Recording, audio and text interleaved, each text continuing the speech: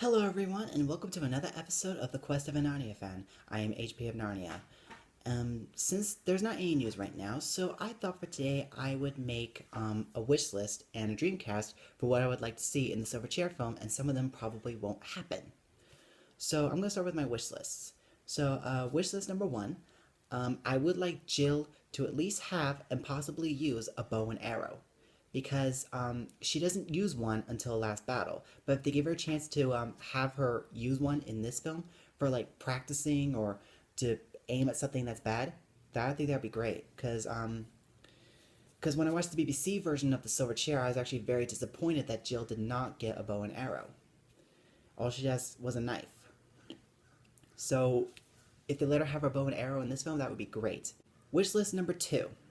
I would like Jill to at least try and fight the Lady of the Green Kirtle when she's in snake form.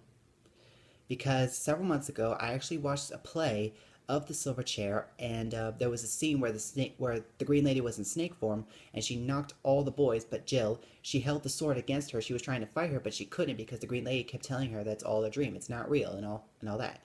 But Jill refuses. She tried to fight him, but then the Green Lady knocked her over.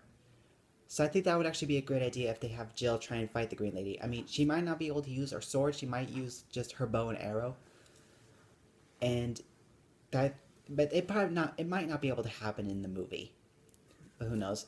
They might have to make it stick close enough to the book. Wish list number three. I would like the opening credits to be like in the first two films. You know, like TriStar Entertainment 1 presents a Mark Gordon Company, blah blah blah, based on the book by C.S. Lewis, The Chronicles of Narnia, The Silver Chair, and have like names of the actors, the producers, costume designer, and directed by blah blah blah, all that. Because I really would like for them to like stay close enough to some of the elements in the first three films. You know, like because I mean in the third movie, we didn't actually get like the names of the cast members, directors, and all that. We actually got that in the end credits. But if they let them um, have the opening credits extended a lot more longer in the Silver Chair film, that would actually be great because I really would like them to keep close enough to the elements of the first three films. And wish list number four.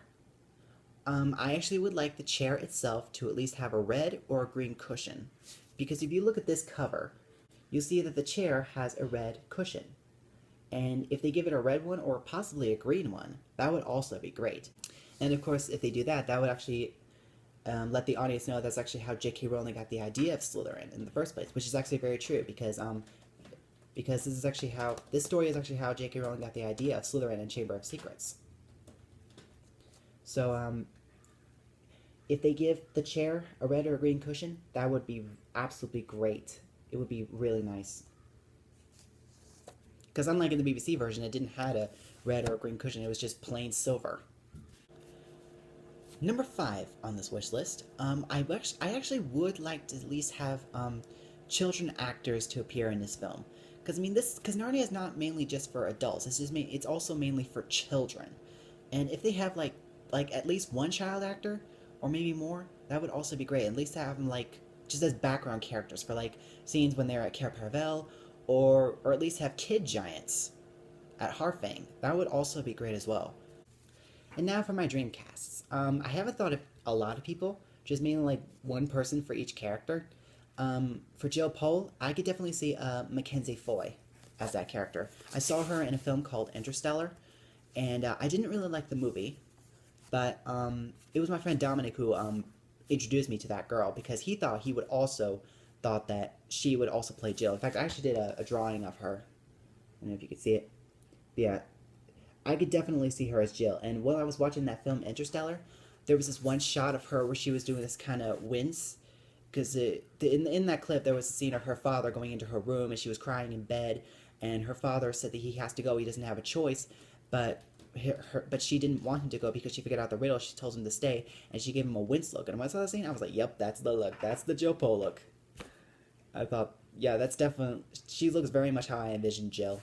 Although the girl who played Jill in the BBC version, she looks exactly how I imagine her to be like. I mean, the hair, and even her England clothes. That was really weird. But I don't know. I mean, she's gonna be 16 in a couple months, but they might be able to choose someone else to play Jill, which doesn't bother me at all. And personally, I actually agree with everybody. I think Jill should be a brunette.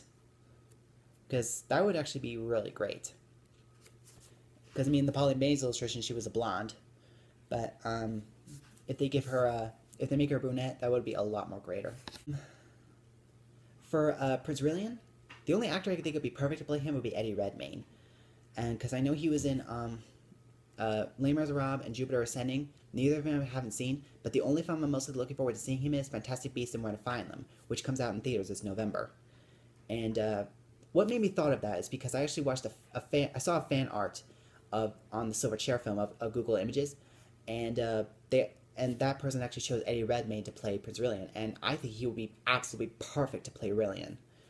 But who knows? They might not be able to cast him. They might find someone else. But it's just a theory. For the Lady of the Green Kirtle, there are only three actors I could think of: Michelle Pfeiffer, Elizabeth Mitchell, and Rebecca Mader. I've seen Michelle Pfeiffer in the film Stardust with Ben Barnes, and I thought she was brilliant. She played the main antagonist, and I could definitely see her as the Green Lady. I mean, she looks perfect. I mean, she looks very much how I envision her a lot. Although they might find someone else. But yeah, and Elizabeth Mitchell would also be great, and so will be Rebecca Mader. Like one of those three I could see as the Green Lady. I think they would be perfect. Either one of them. And Melissa McCarthy as the Nanny Giant. Because somebody suggested that maybe she could be in the film. And so I looked her up, and when I first looked at her, I was like, she could be perfect to play the Nanny Giant. So I think that would also be great if they actually chose her to play the Green Lady, play the Nanny Giant, because I think she would be great. But who knows? They might find someone else. And for Puddleglum, the only actor I could think would also be great to play him would be Martin Short, because I've seen him in three films. I've seen him in the two-part Merlin film.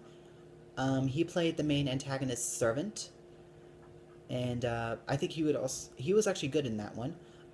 Hallmark's Alice in Wonderland as the Mad Hatter, and he was also great in that one as well. And the Santa Claus 3 as Jack Frost. And I think Martin Short would also be great as Puddleglum, but they might find someone else. We'll just have to wait and see. So yeah, overall, those are my wish lists and dreamcasts. And until then, I will see you guys very soon. Bye.